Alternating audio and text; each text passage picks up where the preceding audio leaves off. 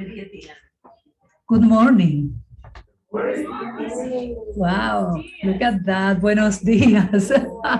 I'm told here. Welcome to Unity Namaste of Ajijic.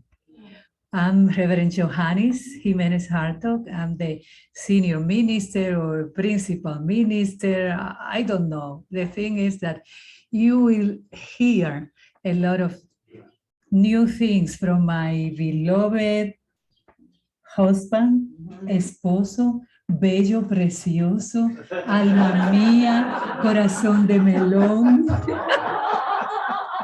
Let me use the mic here. Yeah. That was a paid political announcement. Unity Namaste. Oh, thank you. Unity Namaste of Ajijic started as an idea in March of 2021. That's last March, when James seduced us to come down here to Ajijic, and we gratefully acknowledged the seduction after we arrived. And then in a meeting in May with Reverend David MacArthur, who will, by the way, be here next month, we developed this idea of rotating ministers coming through Namaste Village as Unity Namaste of Ajijic. And the idea was to form Unity Namaste as a separate corporation with its own board of trustees, as a separate ministry, separate from Namaste Village. And James graciously provided the essential support for Unity Namaste by providing free room and board for the visiting ministers. So that's how this came into fruition. We've applied for credentialing by Unity Worldwide Ministries, which is the credentialing body for all Unity ministers and ministries. And we expect and earnestly hope to receive approval by January 28th or thereabouts. Yeah, so keep us in your prayers. Yeah, so by the end of this month, we should be official, at which time we're going to start our website, and we're going to start accepting donations and advertising and all the above. Yeah, and we are really grateful to all the ministers that have been here. You all know them here at the community. We have Reverend David MacArthur and Diane Scribner. It's a little bit difficult for me to say her last name. We also have, Martha Creek. Martha Creek was here. Oh, yes. And of course, we have Reverend Eliza. And we're blessed to have Kathleen Flynn in residence here. Oh, Kathleen, yes, she's a Unity minister. You saw her in December, but she also lives here at Namaste Village. So we are grateful to all of you, beloved ministers who have been here, just with no other agenda than to be of service, because that's what we do.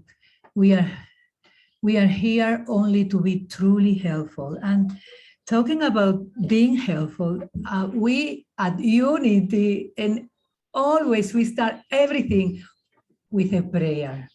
So let me start with a prayer.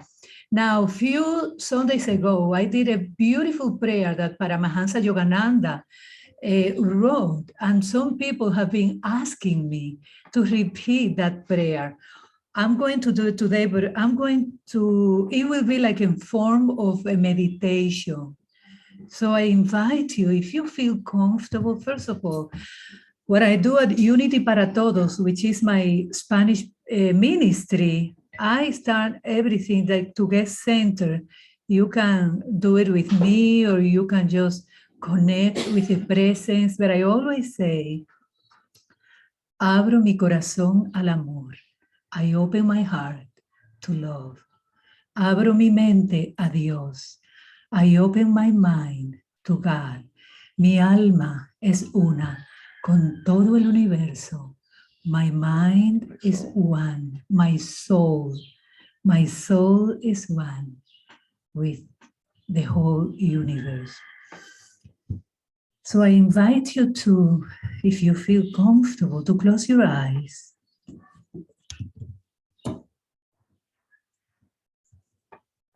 Take a deep breath and feel the presence that we call God. the presence of love, the glory of God is great. And we feel it right here, right now. He, she is real and can be found in the silence within, all around us. This presence we call God can be found silently and surely. As you walk on the path of life, you must come to the realization that God is the only object. God is the only goal that will satisfy you. For in God lies the answer to every desire of the heart. In God, in the divine presence, inner wisdom within each and every one of us lies the answer to every desire of the heart. Let's take these words in the silence.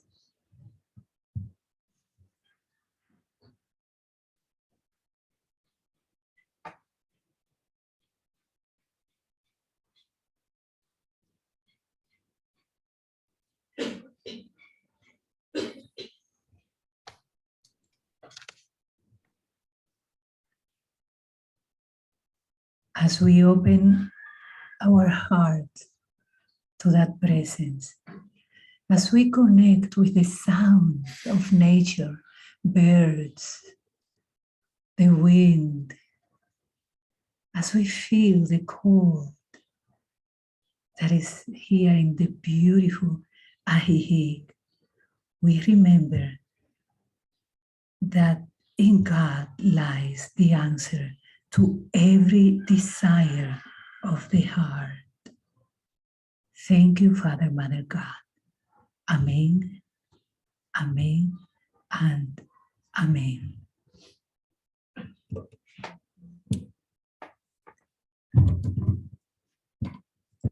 I have to follow that. In the silence, in Ahihik means roosters, barking squirrels and dogs, music, usually fireworks, bells, but in Ahihik, that's called harmony. So today's daily word, January 20. Let me hold this. It's very funny.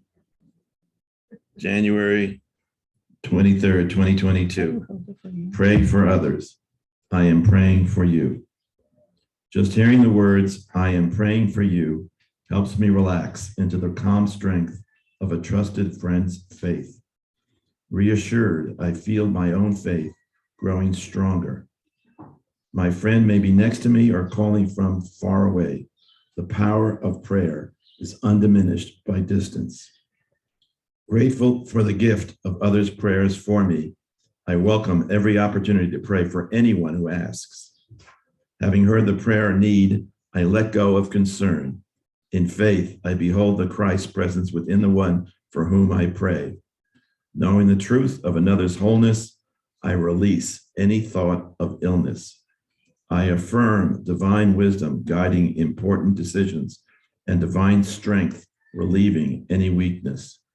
I feel the warmth of God's love, bringing peace and restoring hope to those I hold in prayer. Today's daily word was inspired by Thessalonians chapter 1, verse 2. We always give thanks to God for all of you and mention you in our prayers. Amen. And this daily word, in fact, reminds me that we'll be starting a chaplain program here next month with any luck at all. And this prayer is just a guidance for how to do prayer with others, this daily word. So keep that in mind, January 23rd. So now is the time. You read that beautifully. Thank you, dear. Rosemary. That was beautiful. That was unsolicited. So now is the time when we call our minister in residence of January, Reverend Eliza Bloom Robinson. Yay, I said it. Okay. Please, an applause.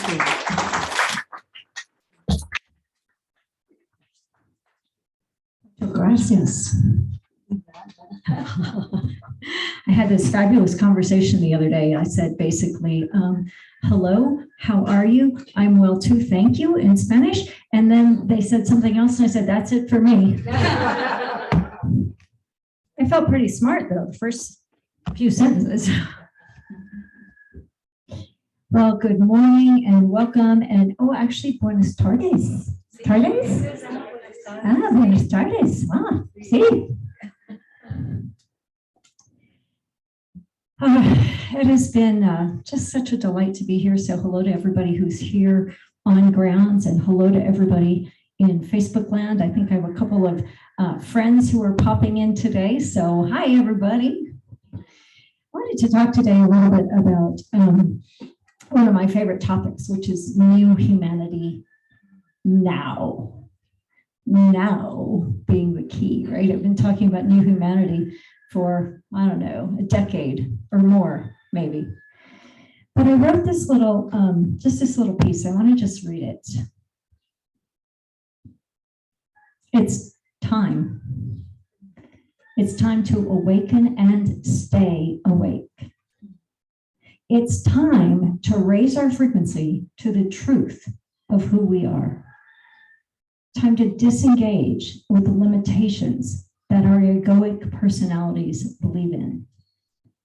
It's time to step, to pivot, to quantum leap into infinite possibilities. It's time to start really living from the truth of who we are. It's time. Will you join me? Yes, there's a few yeses. We got a couple people here who are willing. Yes, that's all it takes. Just a couple more, right? But what is new humanity? New humanity to me, I started talking about, well, I think I started using the phrase new humanity now as we were coming into 2020. We thought, didn't we, that 2020 was going to be the breakthrough year? We didn't realize that 2020 was going to be the beginning of the breakdown years, right? But I also started thinking about this and working with these concepts and really putting a lot of energy and attention and awareness way back before Birth 2012. Anybody follow Barbara Marx Hubbard and Birth 2012 and Conscious Evolution? And we thought for sure 2012 was going to be it. How many times do we think it's going to be it? Maybe it'll be 2022, or maybe it'll be 2052. But right now, it's right now. It's right now. It's right now. But what is it? New humanity now, for me, is that awakened being. It is, if you follow spirodynamics at all, it's moving to second tier. If you follow David Hawkins at all, it's up in the top levels. He's got 3D, 4D, and 5D. It's like 5D. I don't know if David Hawkins actually does those three levels, but somebody who does his work does that levels. It's the kingdom of heaven. If you follow Jesus, the kingdom of heaven, the kingdom of God is at hand. It's right here. It's right now. It's closer than the air you breathe. It's closer than your hands and feet. It is the awakened ones. It is that Christ essence or that Buddha essence or that essence of the truth of who we be. In unity, we teach 5 principles. The first one is that God is. The second one is that we all have Christ within us, that Christ potential within us. When I came into unity, and actually I came into religious science in the early 80s and then wove into unity pretty quickly thereafter, but I carry both of those and probably the Course in Miracles too. It says that we have that Christ potential within us. We have the opportunity to awaken that Christ essence, to be the truth of who we're here to be. But somewhere when I started ministry, pretty early on, I was ordained in 2000, so still 22 years ago, still been a little bit of time. I had the realization that the opportunity, that's not it. Like, it's not about the opportunity of waking up, realizing our Christ potential. We instead have the responsibility to wake up. We have the responsibility to awaken, to realize our full Christ potential, because that's what the world needs. And we're the ones, because we have the teachings that it's already accessible. Like, there's other faith traditions that they could never go there because it's so not accessible. But for us, we've been teaching it for over 100 years. So what if today was the day that you leaned into your full potential? What if today was the day you woke up and stayed awake? Oh, that's another thing, right? Waking up is one thing, staying awake is another. New humanity now is, the experience of it is fullness and emptiness. The experience of it is oneness. And when you land in an experience of oneness, what disappears is fear and separation and lack and limitation. What arises instead is fullness of being. It is love, pure love, in a way that we've only yet glimpsed. In Corinthians, it says, when I'm a child, I act like a child, and in a mirror, I see dimly. It's seeing fully. It's turning the light on. In new humanity now, in oneness becomes the start point, right? The ground level. And from oneness, then we begin to lean in and experience allness. Feel that. From oneness. Okay, let's back up. Most of us have some experience of separation yet in our lives. Even if in our meditation we land in oneness, we know it, we experience it, and then we go out in the world and something happens or someone happens, right? Or we watch, or we turn on Facebook, or we turn on the news or something, and we forget oneness and we go back to separation, which is right and wrong and good and bad and polarity and just separation. I believe what's going on in the world in the last few years is bringing that separation up in such ways, but we get to choose and pivot and land in that place of oneness. When we touch oneness, then what becomes possible is allness. Can you feel how that feels a little different? It does for me. In that allness, the foundation of being across the board is love, is kindness, is compassion, is innovation, is creativity, is beauty.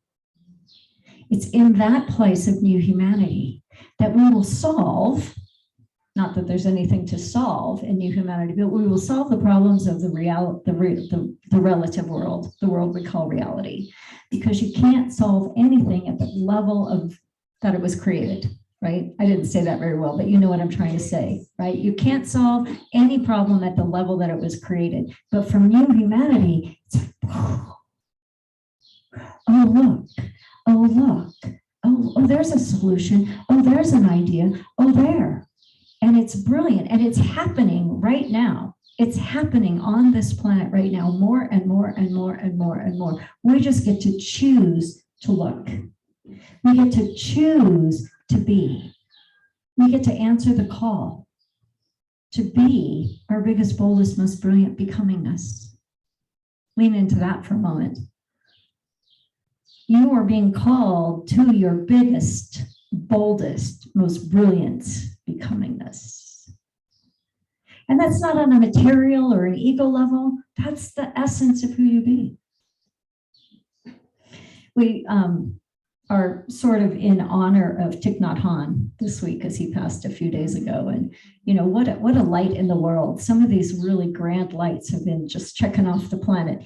Either it's means one of two things. Either we're in big trouble or we're getting it. Let's go with we're getting it, right? We're getting it. So Thich Nhat Hanh, I would imagine that he would be saying right now about his death, there is no birth, there is no death. I'm still here. One of the things that I found when I was just looking up a little bit about him, he wrote a book called Fear, Essential Wisdom for Getting Through the Storm. And in this book, he says that he believes that the next Buddha will not be an individual, but a Sangha, a community. He says that the suffering in today's world requires a collective consciousness. Let's embrace interbeing, which starts at oneness and moves to allness, linking together in mind, heart, and soul, and create a collective space for healing and transformation. Does that sound like Unity Namaste, or does that sound like Namaste Village in Ahihik and multiple other spiritual communities and multiple other churches and ministries and all kinds of different groups? So I have a story. The donkey told the tiger, the grass is blue. The tiger replied, no, the grass is green. The discussion became heated and the two decided to submit the issue to arbitration. So they approached the lion. As he approached the lion on his throne, the donkey started screaming, Your Highness, isn't it true that the grass is blue? The donkey rushed forward and continued, The tiger disagrees with me, contradicts me, and annoys me. Please punish him. The king then declared the tiger will be punished with 3 days of silence. The donkey jumped with joy and went on his way, content and repeating, the grass is blue, the grass is blue. I knew I was right and he was wrong. The grass is blue. Can you feel it? The tiger said to the lion, Your Majesty, why have you punished me? After all, the grass is obviously green. And the lion replied, You've known and seen the grass is green.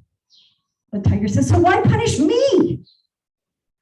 The lion replied, That has nothing to do with the question of whether the grass is blue or green. The punishment is because it is degrading for a brave, intelligent creature like you to waste time arguing with an ass. I'm just reading here. And on top of that, you came and bothered me with a question just to validate something you already knew was true. The biggest waste of time is arguing with the fool and fanatic who doesn't care about truth or reality, but only the victory of his beliefs and illusions. Never waste time on discussions that make no sense. There are people who, for all the evidence presented to them, do not have the ability to understand. Others who are blinded by ego, hatred, and resentment, and the only thing they want is to be right, even if they aren't. When ignorance screams, intelligence moves on. Amen, amen. Johannes is really moved, yes. And so when I read that, which was new to me, hey, Renati, could you mute yourself, please? Thank you. When I read that the first time, I went, see, I'm right. And I went, oh, darn. Right? Because some of the conversations we have in the world right now are so polarized that every single person on every single side of that issue would know that they are right. They would know that the grass is green, obviously.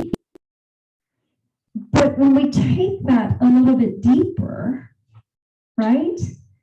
And we go to our own self and we go, wait a minute, what if it just simply doesn't matter?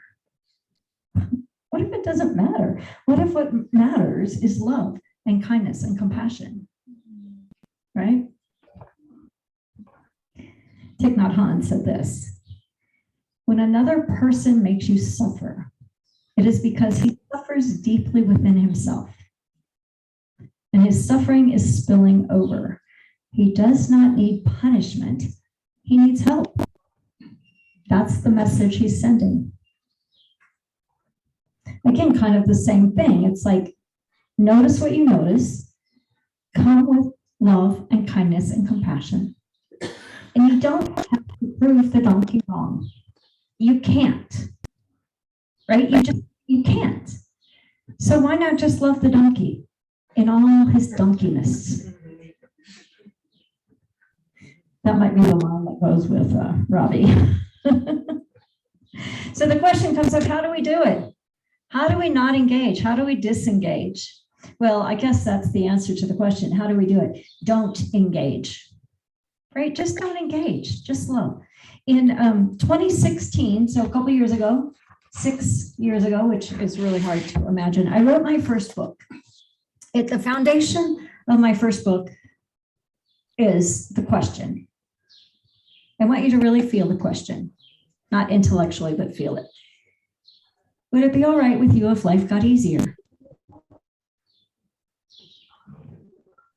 Take a collective breath and ask yourself again, would it be all right with you if my life got easier?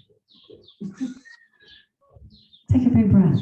The first book is called Falling into Ease. Release your struggle and create a life you love. It's a little bit, it's got some of my story, some of my spiritual journey, some of my awakening. It's got lots of spiritual principles. It's very practical. There's lots of exercises that help you come into the consciousness of letting go, releasing your struggle so that you can create a life you love. But that foundational question is still one of my most favorites. I heard it when I was in seminary in probably 1998. That's when I entered seminary, and it's been with me ever since. So when you're willing for life to get easier, it becomes possible to simply take a breath, fall into ease, or grace, or love, or light. And every time you do that, your body, mind, heart, soul, spirit system can come into coherence and reset. It's actually a reset button. The next book I wrote came out in 2018. We took this book actually on we bought an RV and we went on a 9-week tour the first time we really ever drove it. Well, we drove it for one overnight, which was about, I don't know, Rob, was it like 6 miles from home or 12 miles from home? Like that. And so that was our first experience in this RV. And then our next experience was we went on a, 5,000 mile trip that took 9 weeks or something like that. Maybe, I don't know. Anyway, it was a long trip for our very first adventure in an RV. The title of the book is Paradox of Awakening. Finding Peace in a World of Chaos. So the whole tour we went on in January, February, March of 2019. And the whole tour was about finding peace in the world of chaos. We thought the world was chaotic in 2019. Little did we know what 2020 would bring and 2021 would bring. And the essence of this book is really, once you've fallen into ease, once you've really stepped along your opening, your awakening path, we're looking at the different paradoxes. Like you have to do it alone and you can't do it alone. Like awakening is a destination, or is it a journey? The answer is yes. It's those types of things, but it's all designed really to help you find the peace no matter what's going on. And now, right? Step 1, step 2, step 3. Now it's 2022. And we're still finding life on the planet. That's my catch-all. Life on the planet. Oh, we're having life on the planet. Oh, look at the planet. But now what do you do? Now, how do you navigate? What do read my books, of course. And, but it's also gotten easier. It's gotten simpler because the veil is thinner. More and more people are waking up. The light is bright. Now, that also means that the dark is dark, right? James talked the other day at session, James Twyman talked the other day about at session when the light is brighter, how dark are the shadows? Whoa, that was good timing. The shadows are darker when the light is brighter. And then I was in conversation with somebody after that, and it's like, but when the light overcomes, it surpasses the paradox. It's all. It's not light and dark, it's all. And you can do that in an instant. You can do that in a moment. You can do that in a pivot. Another tip not home. Letting go, freedom. There's a key there. Letting go gives us freedom. And freedom is the only condition for happiness. If in our heart we still cling to anything, anger, anxiety, or possessions, we cannot be free. Yep. Letting go gives us freedom, and freedom is the key to happiness. So that thing that bugs you the most, that thing that's causing you mind loop, loopy mind, that thing that irritates you the most about that one person or that one group or that one planet, let it go. Let it go. You're not in charge of it. You may be able to do something about it, but first let it go. Come to center. There is only one presence and one power. We call it God. God is active in the universe. We call it source. We call it creation. We call it oneness.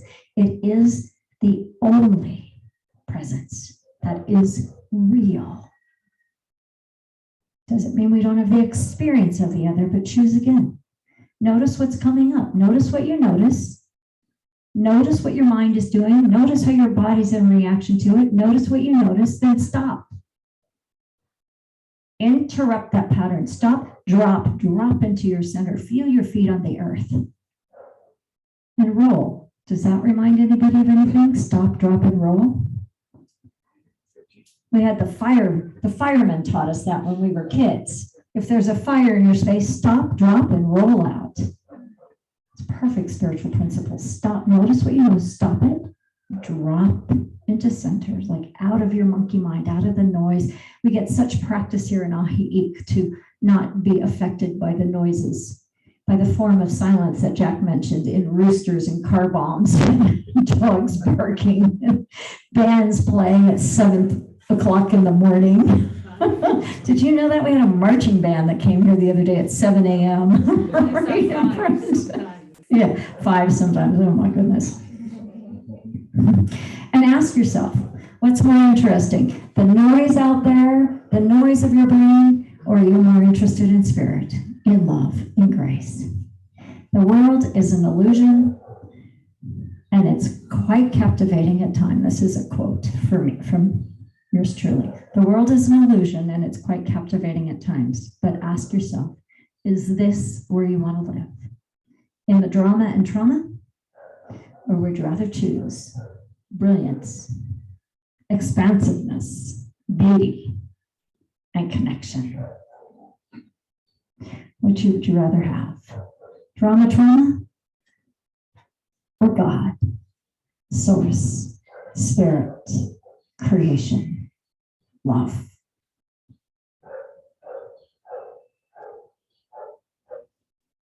Take a deep breath.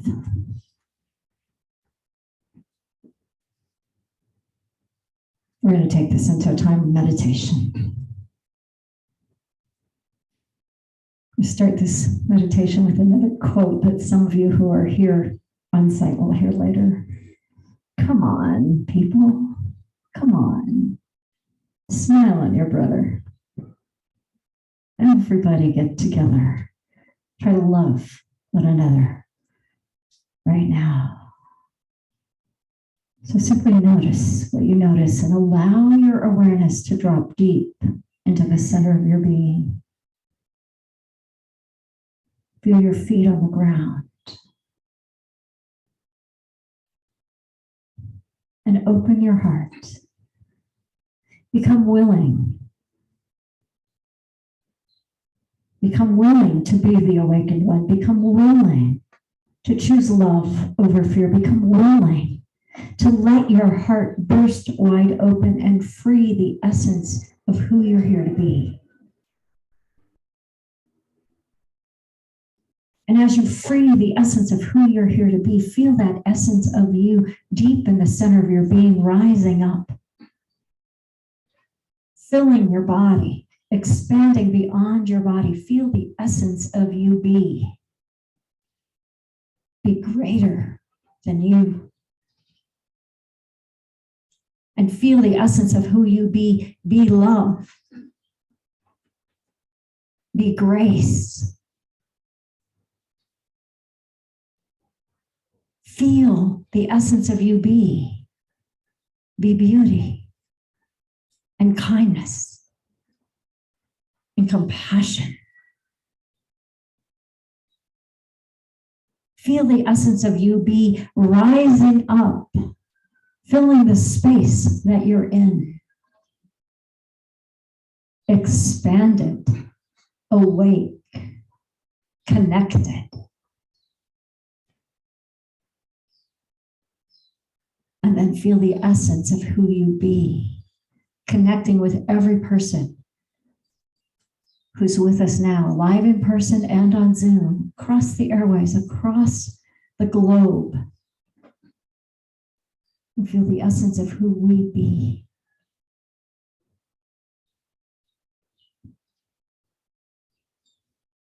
It's time to start really living from the truth of who we are. It's time. Will you join us? Feel how it feels to be expanded.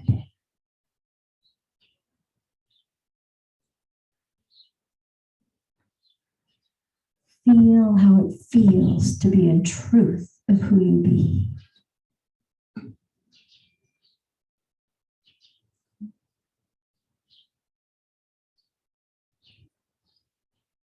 Feel how it feels to be loved like you've never known before.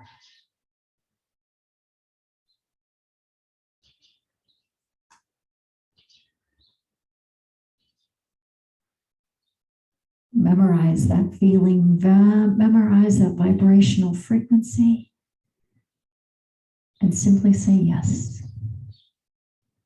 Yes.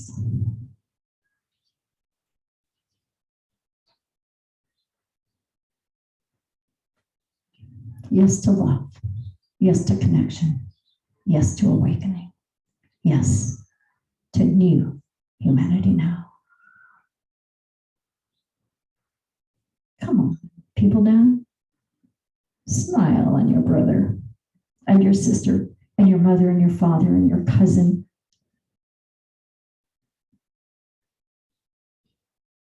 Everybody get together. Try to love one another right now. And then we move beyond trying till we choose love. And so it is. And so we let it be. Amen. Amen. And amen. Take another breath.